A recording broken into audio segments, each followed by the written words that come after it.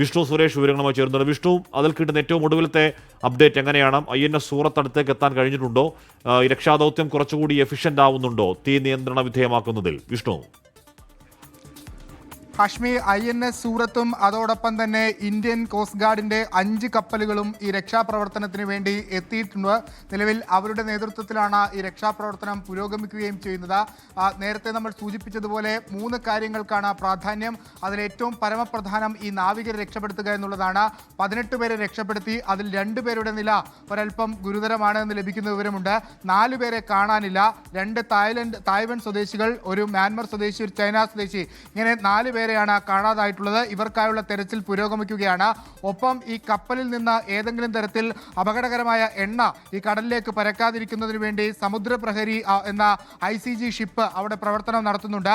ഒപ്പം ഈ തീപിടുത്തം നിയന്ത്രിക്കുന്നതിന് വേണ്ടിയുള്ള ശ്രമങ്ങളും ഇന്ത്യൻ കോസ്റ്റ് ഗാർഡിന്റെയും നേവിയുടെയും ഭാഗത്തുനിന്ന് പുരോഗമിക്കുകയാണ്. എവിടെയാണ് തീപിടിച്ചത്, അതായത് ഏത് വസ്തുവിനാണ് തീപിടിച്ചതെന്നുള്ള കാര്യത്തിൽ ഇപ്പോഴും ഒരു വ്യക്തത വന്നിട്ടില്ല. കഴിഞ്ഞ 1 മണിക്കൂറായി നേവിയുടെ അപ്ഡേഷനും കാര്യമായി വന്നിട്ടില്ല. ഒരു പക്ഷേ ഇപ്പോഴായിരിക്കും അങ്ങോട്ടേക്ക് INS സൂറത്ത് അടക്കമുള്ള നേവി ഷിപ്പ് അങ്ങോട്ടേക്ക് എത്തിയെന്ന് മനസ്സിലാകുന്നു. അവിടുന്ന് ഇൻഫർമേഷൻ ലഭിച്ച ശേഷമായിരിക്കും നേവി ഔദ്യോഗികമായി ഇക്കാര്യത്തിലൊരു വ്യക്തത വരുത്തുക. തീ കെടുത്താനുള്ള ശ്രമം അല്ലെങ്കിൽ തീ നിയന്ത്രണ വിധേയമാക്കാനുള്ള ശ്രമവും ഇപ്പോൾ അതിശക്തമായി തന്നെ പുരോഗമിക്കുന്നുണ്ട്. പക്ഷേ ഇതിലൊരു വ്യക്തത വരാത്തത് ഇത് ഈ കണ്ടെയ്നറിലുള്ള വസ്തുക്കളിൽ നിന്ന് തീപിടിച്ചതാണോ അതല്ലെങ്കിൽ ഏതെങ്കിലും തരത്തിൽ ഷിപ്പിന്റെ മെഷീനറിയുമായി ബന്ധപ്പെട്ട് തീപിടിച്ചതാണോ എന്നാണ് വ്യക്തത വരുത്താനുള്ളത്. അതിന് ഈ കണ്ടെയ്നറുകൾ എന്തെല്ലാം വസ്തുക്കളാണ് ഉണ്ടായിരുന്നതെന്ന് ICG ഇതിനോടകം തന്നെ റിപ്പോർട്ട് അല്ലെങ്കിൽ വിവരം തീരത്തുള്ള ആളുകളോട് ചോദിച്ചിട്ടുണ്ട്. പ്രത്യേകിച്ച് പോർട്ടിനോടും അതോടൊപ്പം സംസ്ഥാന സർക്കാരിനോടുമാണ് അതുമായി ബന്ധപ്പെട്ടുള്ള വിവരങ്ങൾ ചോദിച്ചിട്ടുള്ളത്.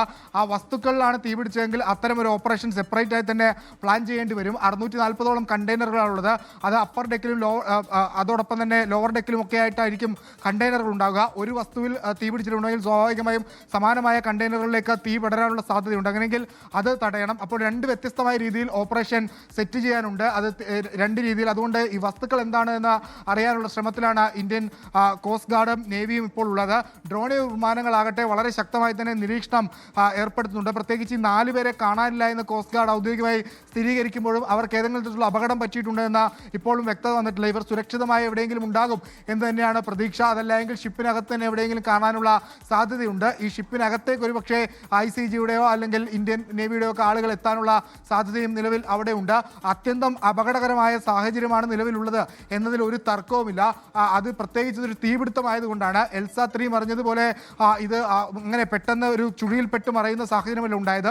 തീപിടുത്തമാണ് ഉണ്ടായത്. അതോടൊപ്പം തന്നെ അവിടെ പൊട്ടിത്തെറി അടക്കമുള്ള ശബ്ദങ്ങൾ കേൾക്കുകയും ചെയ്തു. ഹൈലി എക്സ്പ്ലോസീവായ വസ്തുക്കൾ നമുക്ക് ഈ MSC എൽസ 3യുടെ കാര്യങ്ങൾ ഇപ്പോഴും വ്യക്തമല്ല. യഥാർത്ഥത്തിൽ എന്താണ് കണ്ടെയ്നർ ഉള്ള കാര്യം നമുക്ക് ഇപ്പോഴും കാര്യം വ്യക്തമല്ല.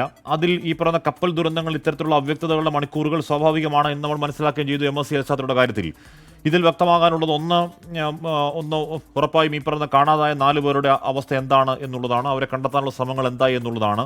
2 പ്രധാനമായും ഈ പറയുന്ന കണ്ടെയ്നറുകളുള്ള വസ്തുക്കൾ എങ്ങനെയാണ്, ഏതെങ്കിലും തരത്തിൽ അത് തീരദേശത്തിന് ഹാനികരമായ വസ്തുക്കൾ അതിലുണ്ടോ, അത് വിഷാംശമുള്ള വസ്തുക്കൾ ഉണ്ട് എന്നൊക്കെ പറയുമ്പോൾ ആ കണ്ടെയ്നറുകൾ കടലിൽ വീണിട്ടുണ്ടെങ്കിൽ എത്ര കണ്ടെയ്നറുകൾ, അത് കണ്ടെയ്നർ വീണിട്ടുണ്ടെങ്കിൽ നമ്മൾ എൽസ 3 വീണപ്പോൾ എടുത്ത സുരക്ഷാ മുൻകരുതൽ പോലെ തീരദേശം എടുക്കേണ്ട നിർദ്ദേശങ്ങൾ എന്തൊക്കെയാണ് തുടങ്ങിയ പരമപ്രധാനമായ ബേസിക് ഫാക്ട്സ് ഇനിയും നമുക്ക് കിട്ടിയിട്ടില്ല വിഷ്ണു, അല്ലേ?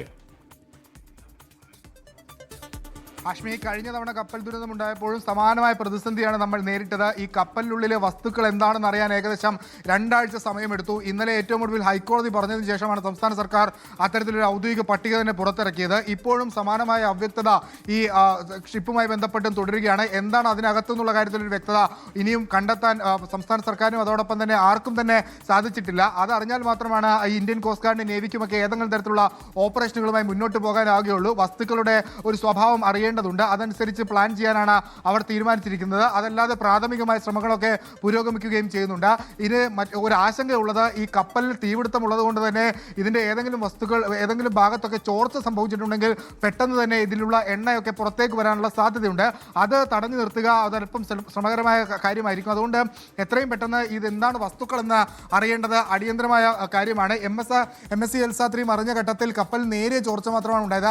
അത് 2 നോട്ടിക്കൽ ദൂരത്തേക്ക് മാത്രമാണ് എണ്ണ പടരുകയും ചെയ്തത്. ഇപ്പോഴും MSC എൽസാത്രിയുടെ എഞ്ചിൻ റൂമിൽ നിന്ന് ഇത്തരത്തിൽ ഓയിലുകൾ പുറത്തേക്ക് വന്നിട്ടില്ല എന്നാണ് ICGയും അതോടൊപ്പം തന്നെ നേവിയും ഒക്കെ പറയുന്നത്. അപ്പോൾ അത്ര ഡേഞ്ചറസ് ആയ സിറ്റുവേഷൻ അവിടെ ഉണ്ടായിരുന്നില്ല.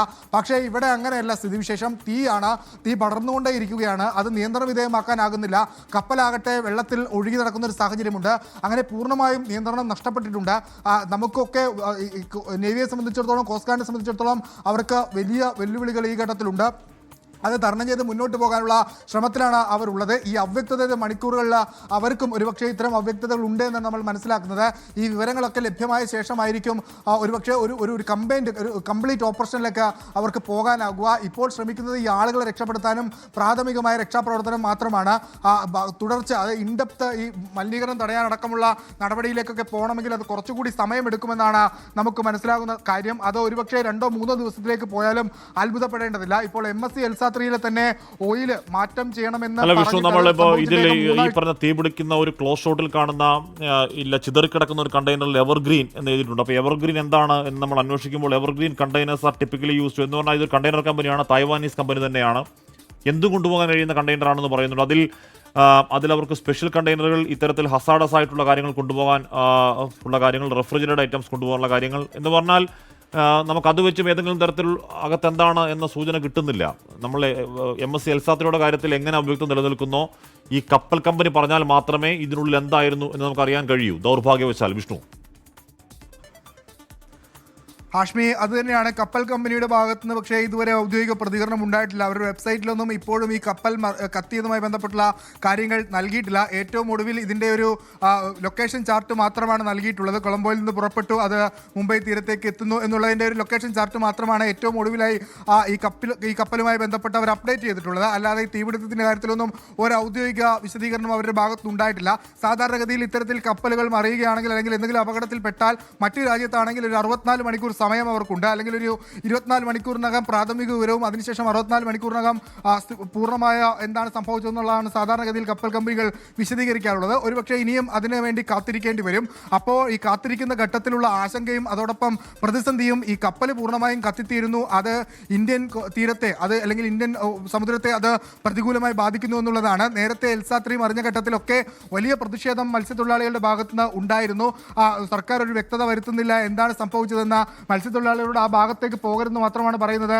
അതിനപ്പുറത്തേക്കുള്ള നടപടികളൊന്നും സ്വീകരിക്കാൻ തയ്യാറാകുന്നില്ല. അതേ സമാനമായ പ്രതിസന്ധി ഇവിടെയും ഉടലെടുക്കുമെന്ന കാര്യത്തിൽ ഒരു തർക്കവും വേണ്ട.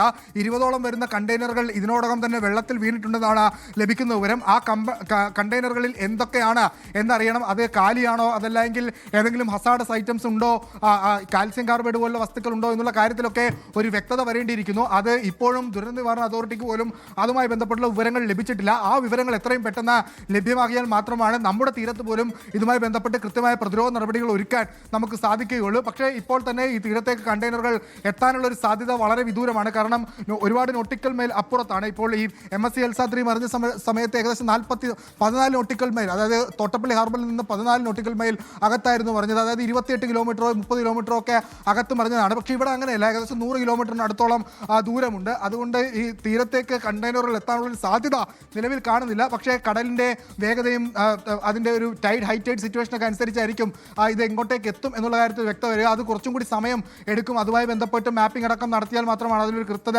വരികയുള്ളൂ. അപ്പോഴും അത് വന്നാലും ഇല്ലെങ്കിലും നമ്മൾക്ക് പ്രതിരോധ നടപടികൾ സ്വീകരിക്കേണ്ടതുണ്ട്. നമ്മുടെ മത്സ്യത്തൊഴിലാളികളടക്കം സംരക്ഷിക്കേണ്ടതുണ്ട്. അതുകൊണ്ട് ആ ഒരു പശ്ചാത്തലത്തിൽ ഇതിൽ എന്താണ് ഈ ഹസാഡസ് ഐറ്റംസ് അല്ലെങ്കിൽ എന്താണ് ഇതിൽ ഉണ്ടായിരുന്നത് എന്ന് എത്രയും പെട്ടെന്ന് അറിയിക്കേണ്ടത് ഈ കപ്പൽ രക്ഷിക്കാനും അതോടൊപ്പം തന്നെ തീരദേശത്തെ ആശങ്ക മാറ്റാനും ഏറ്റവും അടിയന്തരമായി സ്വീകരിക്കേണ്ട ഒരു നടപടിയാണ്. അത് ഉണ്ടാകുമെന്ന് നമ്മൾ പ്രതീക്ഷിക്കുന്നു. എന്തായാലും ദൗർഭാഗ്യം തന്നെയാണെന്ന് പറയണം. കാരണം അപകടമുണ്ടായ ഇത്ര സമയമായിട്ട് നമുക്ക് അതിലുള്ള വസ്തു എന്താണ് എന്ന് നമുക്ക് അറിയാൻ കഴിയുന്നില്ല. അത് അറിയുക എന്നുള്ളത് നമ്മുടെ അവകാശമാണ്, തീരദേശത്തിൻ്റെ അവകാശമാണ്. രണ്ടാമത്തെ കാര്യം, പലതരത്തിലുള്ള കെമിക്കലുകളാണ്. അത് വെള്ളവുമായി സ്പർശമുണ്ടായാൽ തീപിടുത്തം ഉണ്ടാവുന്നവ, അല്ലെങ്കിൽ വായുവുമായി സ്പർശമുണ്ടായാൽ തീപിടുത്തം ഉണ്ടാവുക, പൊട്ടിത്തെറി ഉണ്ടാവുന്നവ. അതല്ല പ്രഷർ, ഈ പറയുന്ന ഫ്രിക്ഷൻ, ഘർഷണമൊക്കെ ഉണ്ടാവുകയാണെങ്കിൽ പൊട്ടിത്തെറിയും തീപിടുത്തം ഉണ്ടാവുന്ന വസ്തു. അതിനൊക്കെയുള്ള മറുമരുന്ന് എന്ന് പറയുന്ന രീതിയിൽ കെമിക്കലുകൾ തന്നെയാണ്, അതിനെ നിർവീര്യമാക്കാനുള്ള കെമിക്കലുകൾ തന്നെയാണ് ഉപയോഗിക്കുക. അപ്പോൾ കൃത്യമായി നമുക്ക് എന്താണ് ആ സാധനം എന്നറിയാതെ അതിനുള്ള മറുമരുന്നോ അല്ലെങ്കിൽ അതിനെ കെടുത്താനുള്ള പ്രതിവിധി തേടാൻ നമുക്ക് കഴിയില്ല. അപ്പോൾ എന്താണ് എന്ന് ഇപ്പോഴും അവ്യക്തമായി നിൽക്കുന്നു എന്നുള്ളതാണ് സങ്കടകരമായ വസ്തുത.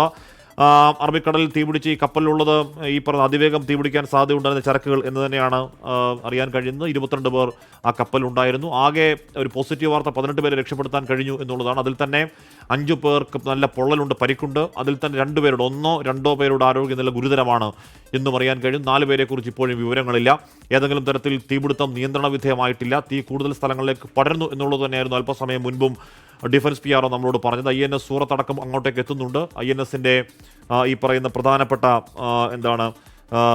ICS രാജ്ദൂത്, കൊച്ചിയിൽ നിന്നുള്ള ICGS അർണവേഷ്, ICGS സാജത്ത്, പിന്നെ കോസ്റ്റ് ഗാർഡിൻ്റെ ഡോണിയർ ഒക്കെ നിരീക്ഷണം നടത്തുന്നുണ്ട്. അങ്ങനെ മനുഷ്യസാധ്യമായതിൻ്റെ പരമാവധി രക്ഷാ ദൗത്യം അവിടെ നടക്കുന്നുണ്ട്. പക്ഷേ എത്രത്തോളം എഫക്റ്റീവ് ആവുന്നുള്ളൂ എന്നുള്ളതാണ് ചോദ്യം.